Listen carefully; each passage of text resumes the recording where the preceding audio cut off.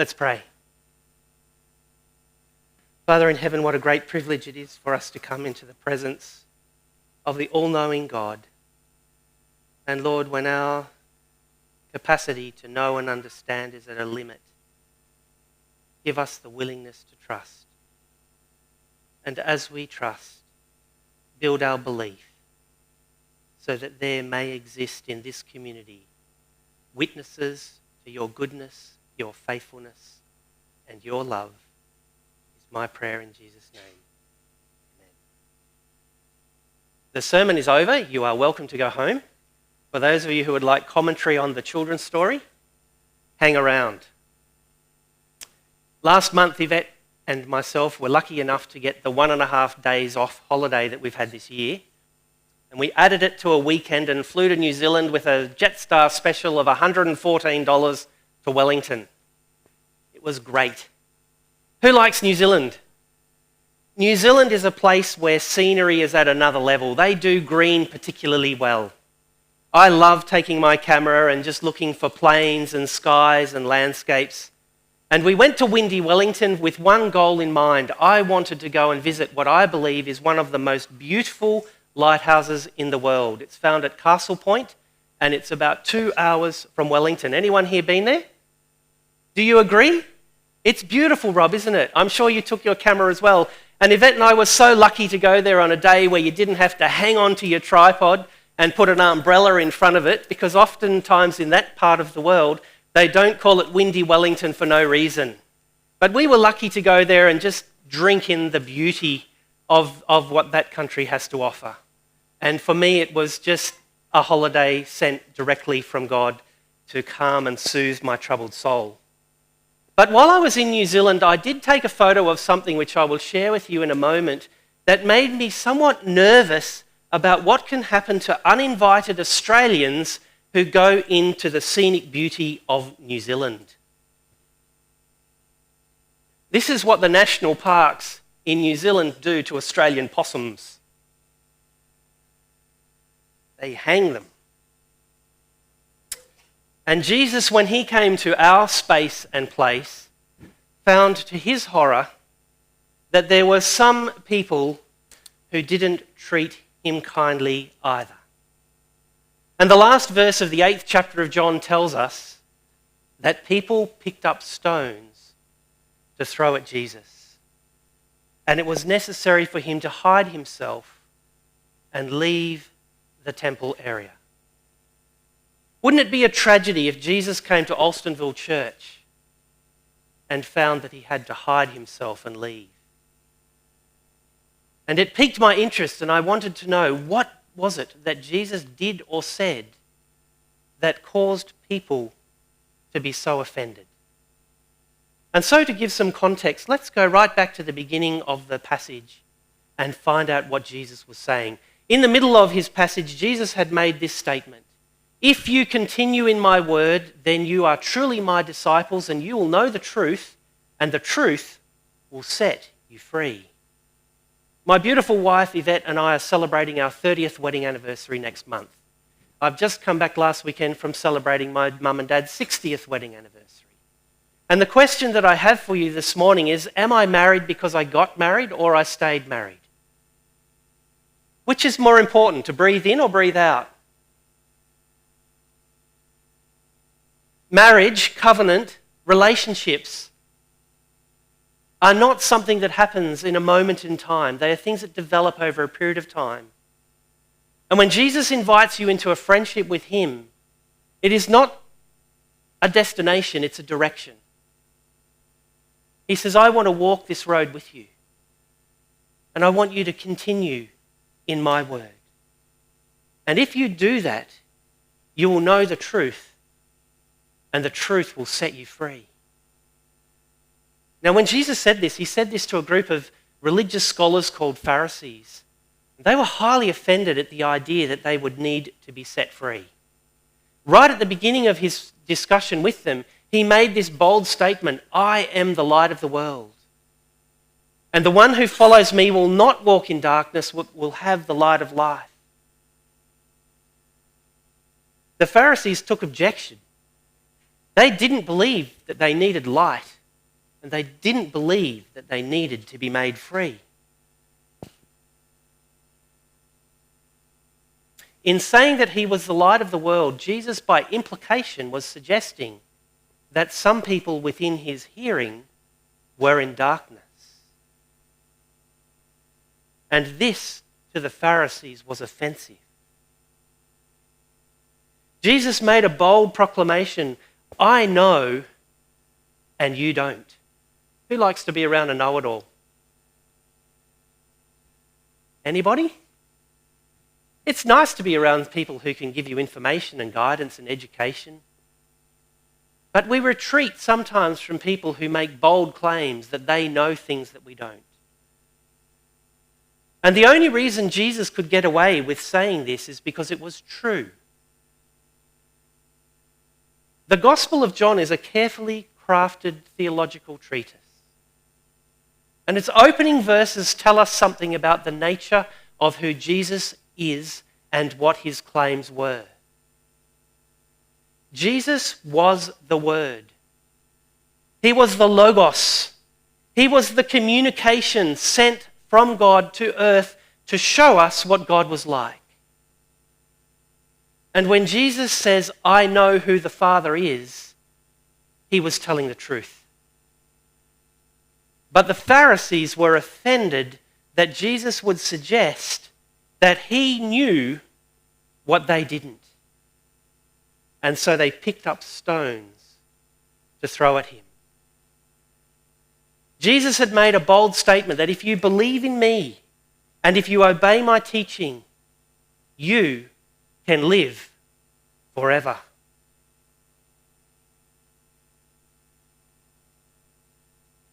Is this good news? It is. It is incredibly good news.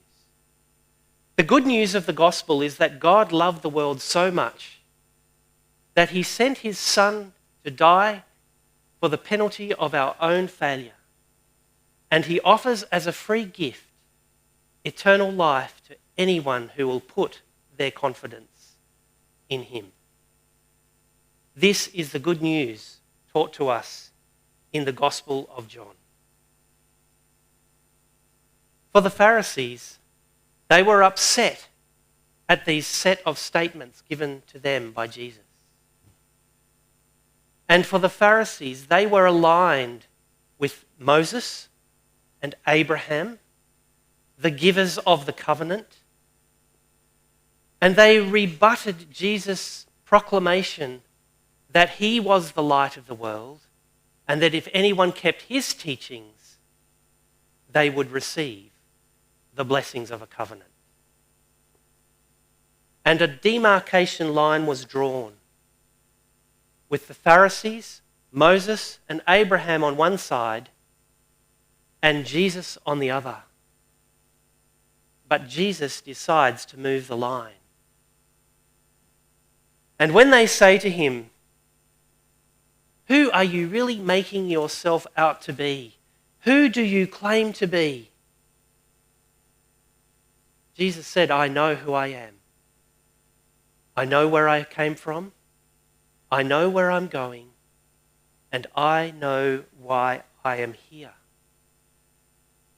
And then to add insult to injury, he says, Abraham is on my side of the line. Abraham and Moses are on my side. You claim to be loyal to Abraham and Moses, but you don't know Abraham and Moses any more than you know me.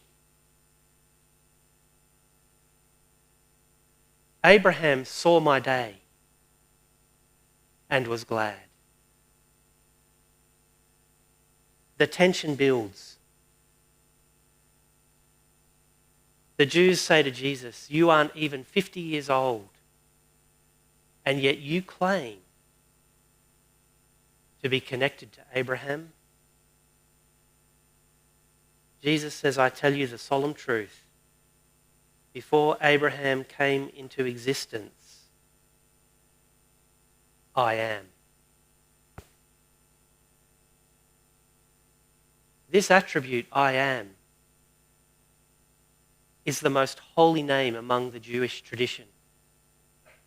It is the covenant name of Yahweh, who made an agreement with Abraham to bless the progeny of Abraham, and renewed and restated to Moses that the children of Abraham would be the special elect, chosen by God to be the custodians and recipients of all that was true.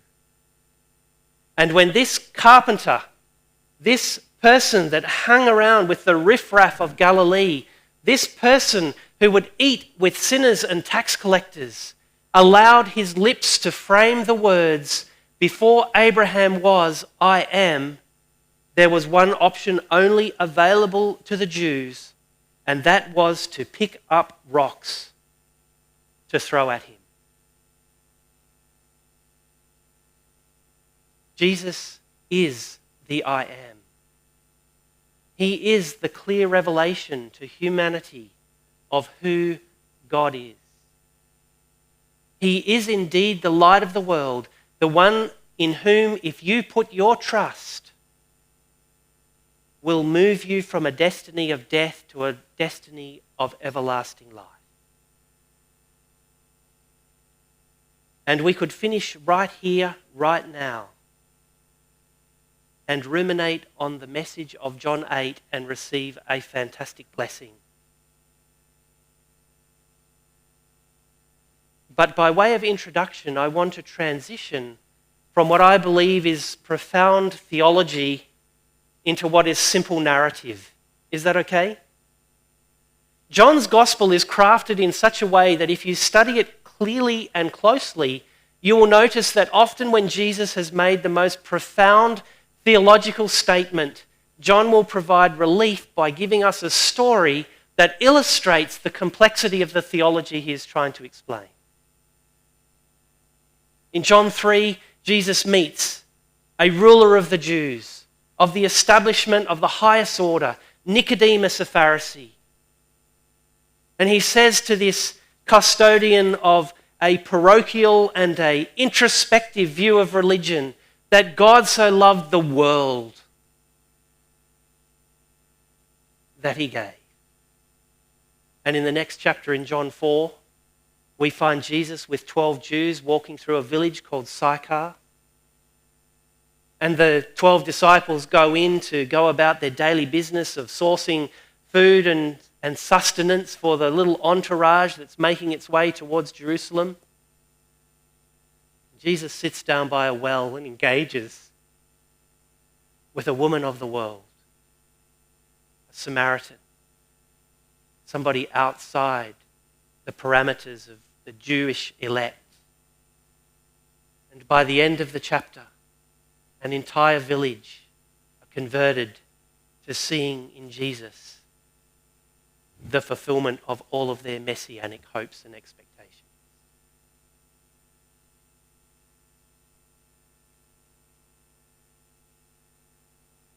John 8 is a profound introduction to what is my favourite story in the Gospel of John.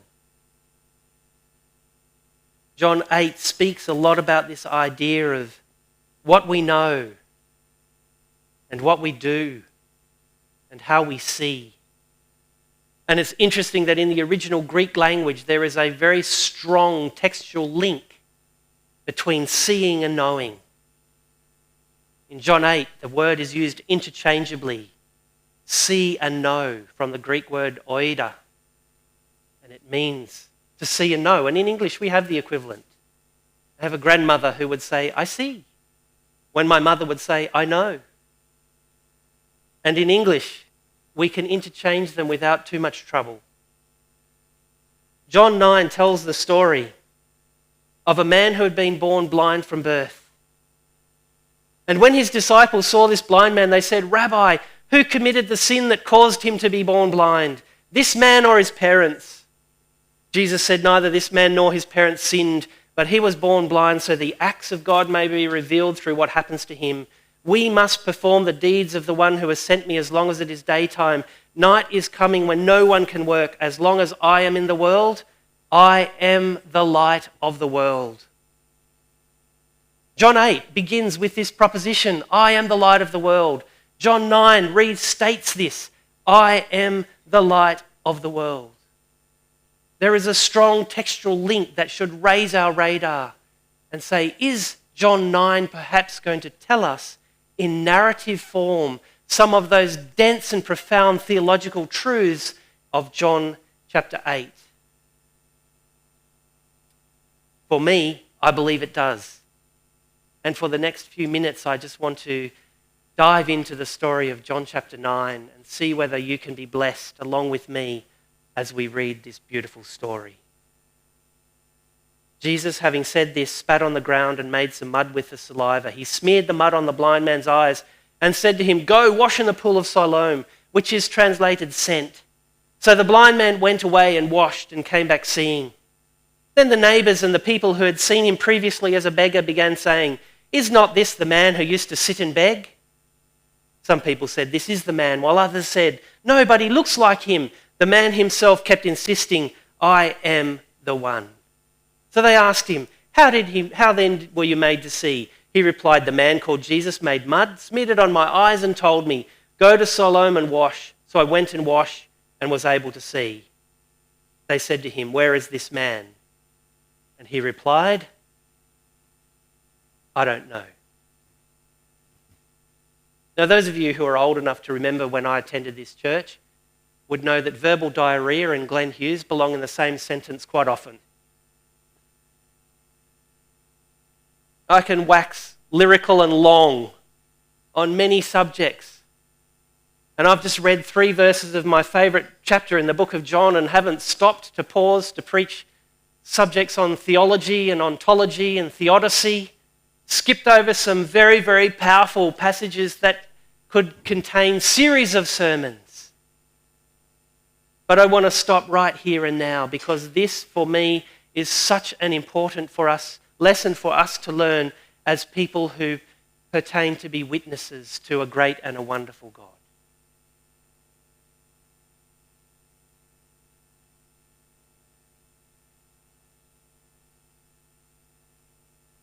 Is it possible to be part of God's story and say, I don't know? What do you think? I'm getting all the good answers from Kelly. From Kelly's sister-in-law. This must be like Kai sitting there. He was the brilliant one who nailed the story. This must be the row of brilliance. Jaden, well done.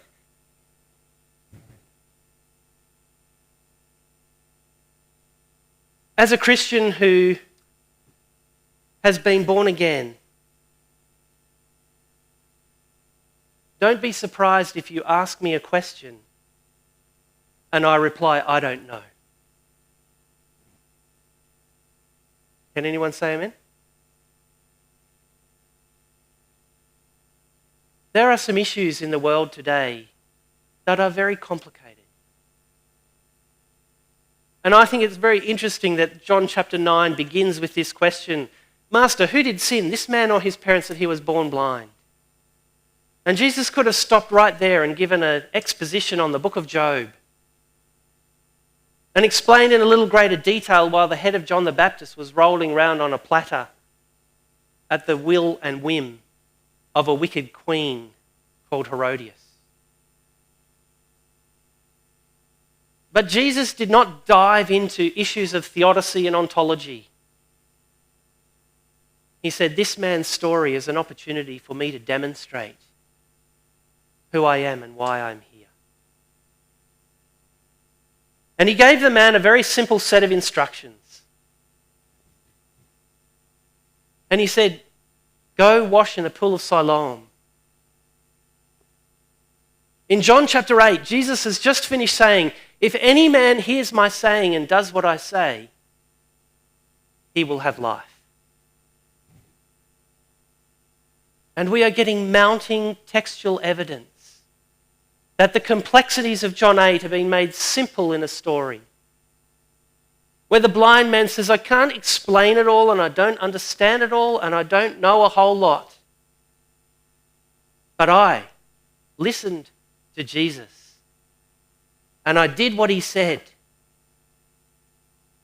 And you can see the difference it has made in my life. As we begin to read through the passage in John chapter 9, we're going to find that those who are most confident about what they know are the farthest from the truth.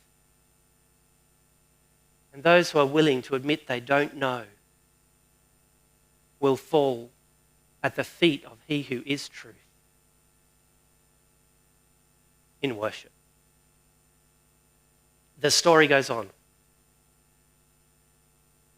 They brought the man who used to be blind to the Pharisees. Now the day on which Jesus had made the mud and caused him to see was a Sabbath. And the Pharisees asked him again how he had gained his sight.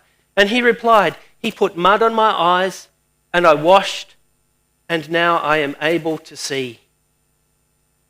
Then some of the Pharisees began to say, "This man is not from God because he does not observe the Sabbath." Others said, "How can a man who is a sinner perform such miraculous signs?"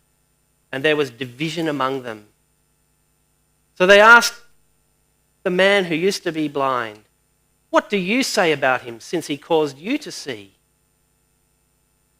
"He is a prophet," the man replied.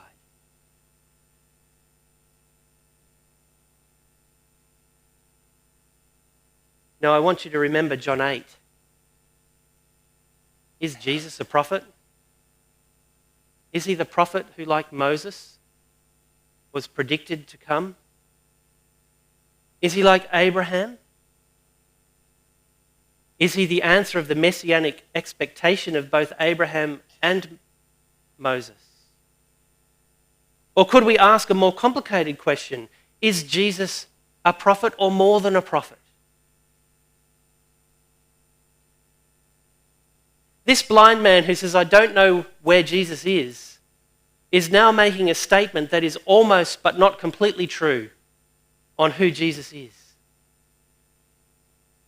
And my mind goes back to John 8 and that beautiful statement. Then Jesus said to those that believed in him, "If you walk with me, if you continue in my word, if you abide in me," the Greek word for continue and abide are the same. "If you abide in me, then you will know the truth. And the truth will help you see."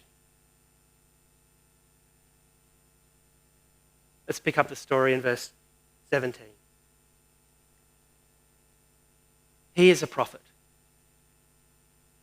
What do the Pharisees say about the nature of the Messiah?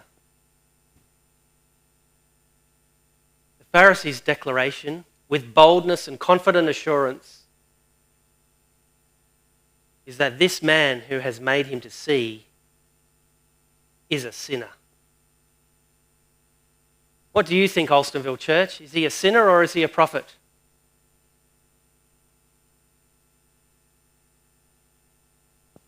Sometimes our best understanding needs a little tidying up. We are confidently assured A plus B plus C equals 12, when it can also be 4. We can be right, but there can be a better right, and there can be a best right. And if you hang in there with Jesus, he is going to move you from a better right to a best right through the gift of his Spirit and because he loves you so much.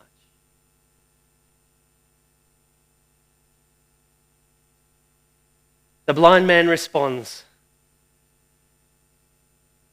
"I do not know whether he is a sinner.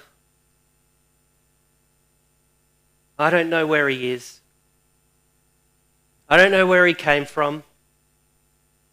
I don't know how washing in the pool of Siloam at his command made me to see. There are so many questions you can throw at me and my answer will be the same. I don't know, I don't know, I don't know. But there is something that I do know. I do know that my story is a whole lot better since Jesus was in it. I do know that whereas I was born blind, Now I can see. Is this witnessing 101? There are many people that we brush shoulders with day in, day out, who can ask us very complicated questions for which it's highly possible and probable that there is no good explanation for. But can we take a lead from this blind man, who to some of life's hard and complex questions can simply say, I don't know. There are many things I don't know. But I do know with a certainty that when I took Jesus at his word and did as he said, amazing things happened in my life. And my life is better now than it ever was. They said to him, what did he do to you? How did he cause you to see? The blind man answers them, I told you already and you didn't listen. Why do you want to hear it again? Do you want to become his disciples? There are many things that we don't know. I once had the privilege of presenting at an international conference on Indigenous health. There were Maori there were Inuit there were American Indians there were Australian Aboriginals. From all over the globe, people came together to discuss some of the common problems that Indigenous peoples have with regards to their oral health. And epistemology, which is the philosophical study of how we know what we know, has been an interest of mine for many, many years. And I liked seeing the light in the audience's eyes when I stood up to present and said, 20 years ago when I began working in this sector, I was reasonably confident I knew some of the answers. Now I'm only reasonably confident that I know some of the questions.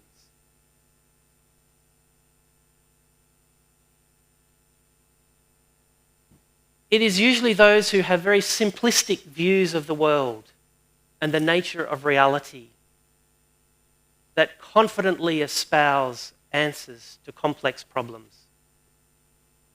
And as Christians, we are at risk of exposing our own foolishness by pretending to be able to explain everything. We cannot know everything, but we can know something. We can know that our story got so much better when Jesus got into it. That when people start to interrogate us, we can turn the conversation from some of the finer points of theology to a simple relational question. Do you want him to be your friend as well?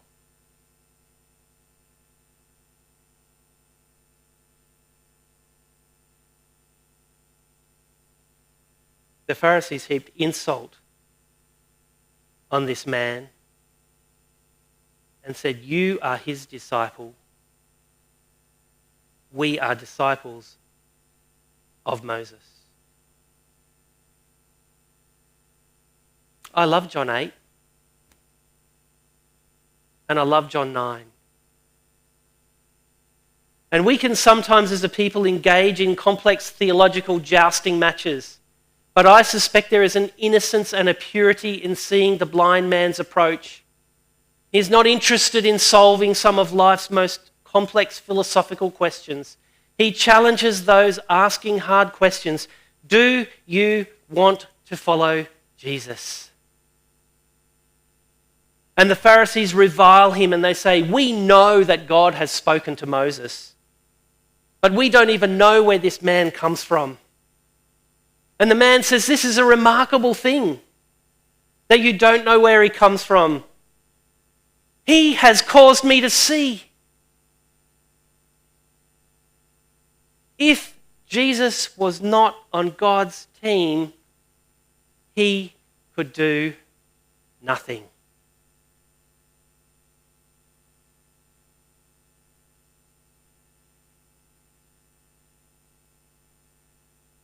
Does God listen to sinners? There are certain points this man brings up which I think we could take theological issue with. I stand here today as a testimony that God speaks to sinners. He loves sinners. He died for sinners. But perhaps the real question that the Pharisees are saying is this man is disqualified from being the Messiah because we know he is a Sabbath breaker. And we know that he doesn't share our views on Torah. And we know that the Abrahamic promise bears no resemblance to his kingdom. And the blind man says, well, here is a remarkable thing. That as far as I'm concerned, he is the epitome and the distillation and the revelation of everything that Moses and Abraham and Torah ever held before us in promise, in waiting for a coming Messiah. And the religious elite look at this blind man and they say, you were altogether born in sinfulness. And yet you presume to teach us? And they threw him out.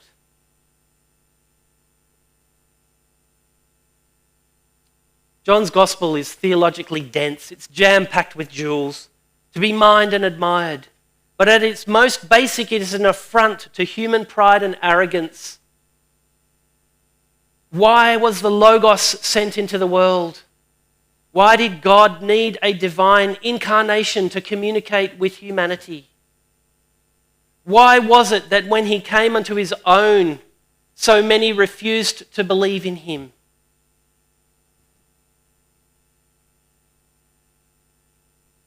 The good news is that the Gospel of John, if read carefully, tells us that there will be a Pharisee called Nicodemus who will believe. There will be a woman at the well of Sychar who believed. There will be a blind man who believes. There will be Mary, Martha, and Lazarus who believe. There will be 12 disciples, less one, who believe. There will be Greeks attending a feast who will believe. There will be disciples all over the place who will see in Jesus a revelation of the Godhead, and they will believe.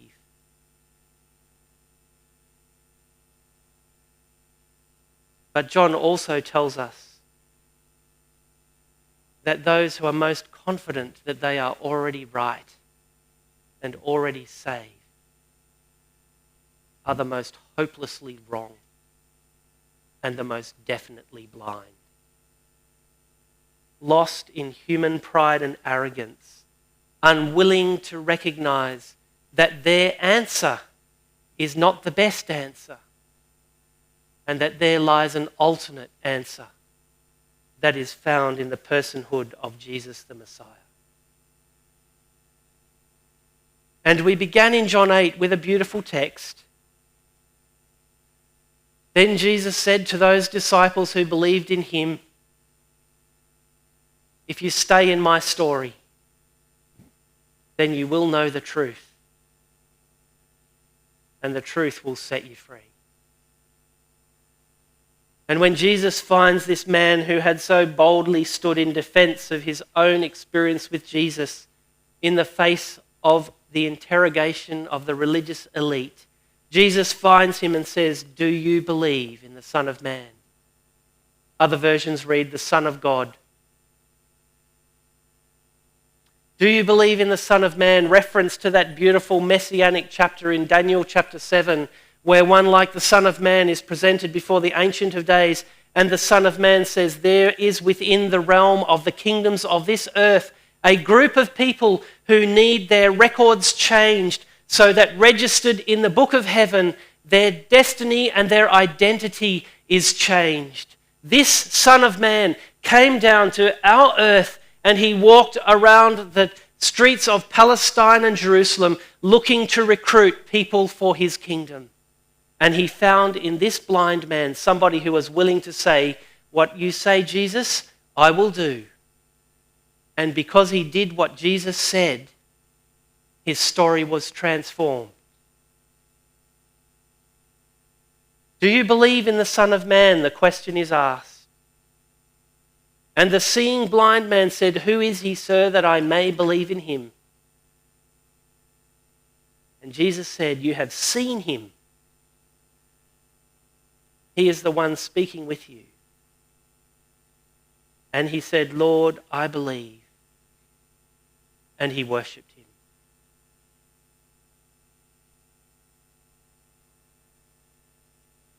Kai, at the end of the day, knowing that minus b equals 4, or b equals minus 4, is not the end of the day. It's not all there is to be known. Do you know what is really there to be known? That you are special and that you are loved. That's what is really to be known. And how do we respond to that? Do we parade around a report card showing that we know all there is to be known? Or can we as a community of believers learn what it truly means to worship? To truly be in adoration of one who is greater than we are and can ever hope to be.